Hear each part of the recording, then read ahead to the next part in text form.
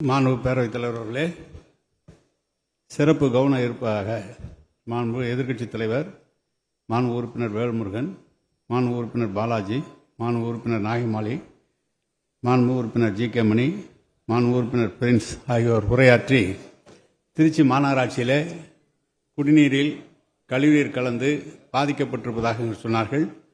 அதனை பற்றி நான் முழுமையாக விளக்கமாக எடுத்துரைக்க கடமைப்பட்டிருக்கின்றேன். திருச்சி மாநகராட்சி உறையூர் பகுதியில் வார்டு எண் 10 மின்னப்பன் தெரு மற்றும் வார்டு எண் 8 பணிக்கன் தெரு பகுதிகளில் 18/4/2025 மாலையில் வாந்தி மற்றும் வயிற்றுப்போக்கில் 7 நபர்கள் பாதிக்கப்பட்டனர். இதைத் தொடர்ந்து மாநகராட்சி சுகாதாரத்துறை மூலம் உடனடியாக நோய் தடுப்பு நடவடிக்கைகள் மேற்கொள்ளப்பட்டது. திருச்சி மாநகராட்சி சுகாதாரத்துறையின் மருத்துவ அலுவலர்கள், செவிலியர்கள், சுகாதார ஆய்வாளர்கள் உட்பட 286 பணியாளர்கள் கொண்ட குழு உடனடியாக அமைக்கப்பட்டு உறையூர் பகுதியில் 1492 வீடுகளில் வசிக்கும் சுமார் 6416 பொதுமக்களுக்கு முன்னெச்சரிக்கை நடவடிக்கை, தொற்று நோய் தடுப்பு மற்றும் மருத்துவ சிகிச்சை மேற்கொள்ளப்பட்டு வருகிறது. இப்பகுதியை சார்ந்த 42 நபர்கள், ஆண்கள் 15, பெண்கள் 23, குழந்தைகள் 4, திருச்சி அரசு மருத்துவமனையிலும் 11 நபர்கள், ஆண்கள் 3, பெண்கள் 6, குழந்தைகள் 2, தனியார் மருத்துவமனையிலும் மொத்தம் 53 நபர்கள் உள்நோயாளர்களாக சிகிச்சை பெற்று வருகின்றனர். வாந்தி மற்றும் வயிற்றுப்போக்கு பாதிப்பு ஏற்பட்ட வார்டு எண் 10 மின்னப்பன் தெரு மற்றும் வார்டு எண் 8 பணிக்கன் தெரு ஆகிய பகுதிகளில் 9 சிறப்பு மருத்துவ முகாம்கள் அமைக்கப்பட்டு சிறப்பு மருத்துவர்கள் மூலம் 28 நபர்கள் வெளிநோய்களாக சிகிச்சை பெற்றுள்ளனர். அவர்களில் 5 நபர்கள் மேல் சிகிச்சைக்காக திருச்சி அரசு மருத்துவமனையில் பரிந்துரை செய்யப்பட்டு சிகிச்சை பெற்று குணமடைந்துள்ளனர். மாநகராட்சி சுகாதார பணியாளர்கள் மூலம் 11,875 நபர்களுக்கு முன்னெச்சரிக்கை தடுப்பு மருந்துகள், டாக்டர்களின் மாத்திரைகள் மற்றும் ORS பாக்கெட்டுகள் வழங்கப்பட்டுள்ளன. சுகாதாரத்துறை மூலம் 6 இடங்களில் குடிநீர் பணிகள் மாதிரிகள் சேகரிக்கப்பட்டு திருச்சி மண்டல நீர் பகுப்பாய்வதற்கு ஆய்வு செய்ய அனுப்பப்பட்டுள்ளது. மேலும் 10 கண்காணிப்பு குழுக்கள் அமைக்கப்பட்டு அனைத்து வீடுகளில் நேரடியாக சென்று இப்பகுதி மற்றும் அருகாமையில் உள்ள பகுதியில் உள்ள தீவிர தொற்று நோய் தடுப்பு பணிகள் மேற்கொள்ளப்பட்டு தொடர் கண்காணிப்பில் உள்ளது. திருச்சி மாநகராட்சி வார்டு எண் 10 மின்னப்பன் தெருவை சேர்ந்த பிரியங்கா என்ற 4 வயது குழந்தை 19/4/2025 இறந்ததை தொடர்ந்து அவர் உடல் பரிசோதனை செய்யப்பட்டது. முதல் கட்ட பிரேத பரிசோதனை அறிக்கை மூலம் இவர் வயிற்றுப்போக்கினால் உயிரிழந்தார் என்பதற்கு எவ்வித ஆதாரமும் கண்டறியப்படவில்லை. மேலும் பத்திரிகை செய்திகள் வெளிவந்த 3 நபர்கள் பலி என்ற செய்திக்கு முற்றிலும் பொய்யானது. பாண்டமங்கலம் அகராகரம் சேர்ந்த 90 வயது மூதாட்டி திருமதி லட்சுமி என்பவர் 10 நாட்களாக உடல்நலம் குன்றி 19/4/2025 அன்று இயற்கை எதினார். மேலும் மின்னப்பன் தெருவில் வசிக்கும் திருமதி லதா வயது 53 என்பவர் இதய நோய் பிரச்சனை காரணமாக 18/4/2025 அன்று நள்ளிரவில் நெஞ்சுவலி காரணமாக வீட்டிலேயே உயிர் பிரிந்தது. எனவே 3 பேர் பலி என்பதற்கு ஆதாரமற்ற பொய் செய்தி என்று சமர்ப்பித்துக் கொள்கிறேன். இவ்வயிற்றுப்போற்றுக்கு அருகில் உள்ள கிராம பகுதிகளில் காணப்படுகிறது.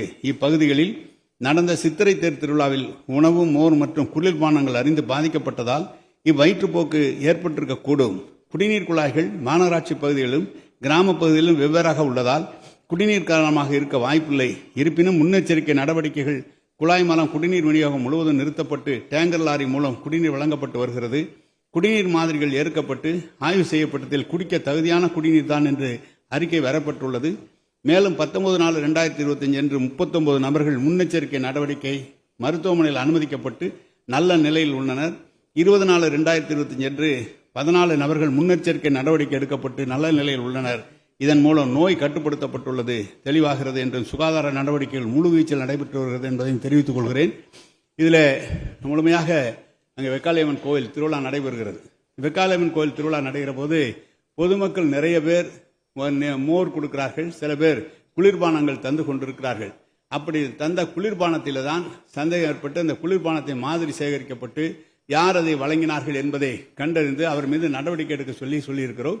மேலும் குறிப்பாக பல்வேறு உறுப்பினர்கள் இங்கு சொன்னார், தமிழ்நாடு முழுவதும் கிட்டத்தட்ட இது மாதிரி இருக்கிறது, ஒரு முன்னெச்சரிக்கை நடவடிக்கையாக எடுத்துக்கொள்ள வேண்டும் என்று சொல்லியிருக்கிறார்கள். இதை உறுதியாக முன்னெச்சரிக்கை நடவடிக்கையாக எடுத்துக்கொள்ள இருக்கிறோம். இந்த விண்ணப்பன் தெரு, இந்த தெரு இதெல்லாம் எனது தொகுதியை சேர்ந்தது, திருச்சி மேற்கு தொகுதியை சேர்ந்தது. இப்போதுதான் 40 கோடி அளவிலே புதிய குழாய்கள் அங்கு பதிக்கப்பட்டு குடிநீர் சிறப்பாக சென்று கொண்டிருக்கிறது என்பதை நான் தெரிவித்துக் கொள்கிறேன். அதில் அவருடைய குடும்ப டாக்டர் ஒரு சர்டிபிகேட்டே பண்ணியிருக்கிறார்.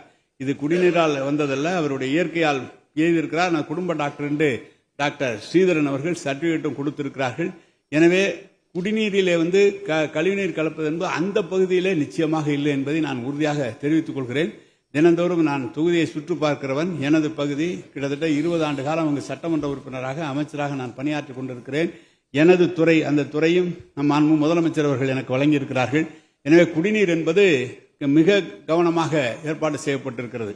நம்முடைய சட்டமன்ற உறுப்பினர்கள் சொன்னது போல ஒரு பகுதியில் குடிநீர் குறைவாக இருக்கிறது என்று சொன்னார். அந்த பகுதியிலே புதிய மேல்நிலை நீர்த்தேக்க தொட்டி கட்டப்பட்டு கிட்டத்தட்ட 50 லட்சம் லிட்டருக்கு அது கட்டப்பட்டு விரைவிலே திறக்கப்பட இருக்கிறது. முதலமைச்சர் அவர்கள் திருச்சிக்கு வருகிறோம் திறக்க இருக்கிறார்கள். இன்னொன்று கம்பரசேவட்டை பகுதியிலே மேல்நிலை நீர்த்தேக்க தொட்டி கட்டப்பட்டு அதுவும் இந்த ரயில்வே லைன் இணைப்புக்காக காத்திருக்கிறது. எனவே சீரான குடிநீர் விநியோகம் அந்த பகுதியிலே நடைபெற்றுக் கொண்டிருக்கிறது. மேலும் சட்டமன்ற உறுப்பினர்கள் இங்கு சொன்னது போல தமிழ்நாட்டிலே மொத்தம் ஒரு நாள் ஒன்றுக்கு கிட்டத்தட்ட 5.5 கோடி மக்களுக்கு 4000 MLD அளவில் தண்ணீர் வழங்கி கொண்டிருக்கிறோம். எங்கோ ஒரு இடத்துல ஒரு சிறிய தவறு ஏற்பட்டிருக்குமானால் அதை பெரிய அளவில் நீங்கள் எடுத்துக்கொள்ள அங்கங்கு சரி செய்ய சொல்கிறோம். வேல்முருகன் அவர் சொல்கிறார், இந்த மாதிரி கழிவுநீர் தொட்டிகளை அகற்றும் போது உயிரிழப்பு ஏற்படுகிறது, பாதாள சாக்கடை திட்டம் நடைபெறுகிற போது உயிரிழப்பு ஏற்படுகிறது. கண்டிப்பாக ஒவ்வொரு இடத்திலும் அதற்காக அனுமதி பெற வேண்டும் என்று அந்தந்த இடத்திலே அதற்கான பாதுகாப்பு கருவிகள் இருக்கிறது. வேண்டுமென்று என்ன நினைக்கிறார்கள், இல்லத்துக்காரர்கள் யாராவது ஒருவரை அழைத்து அவரே உடனடியாக கழிவுநீரை சுத்தம் செய்கின்ற போது அங்கு கேஸ்ல இருக்கிறார்கள். உடனடியாக 15 லட்சம் ரூபாய் அது மாதிரி அவர்களுக்கு நிதி ஒதுக்கி தரப்படுகிறது. அரசு சார்பாகவும் தரப்படுகிறது, தனியார் அந்த கான்ட்ராக்டுக்காகவும் தரப்படுகிறது. செந்தில் பாலாஜி நம்முடைய பாலாஜி அவர்கள் சொன்னது போல என்ன சொல்கிறார்கள், தனியாக அதற்கென்று ஒரு துறை துணை முதலமைச்சர் அவர்கள் தெரிவித்திருக்கிறார்கள். எதுவும் முதலமைச்சருடைய அனுமதியை பெற்று முழுமையாக எந்த இடத்திலும் பொதுமக்கள் பாதிக்கப்படாத அளவிற்கு நிச்சயமாக அனைத்து நடவடிக்கைகளும் எடுக்கப்பட்டிருக்கிறது.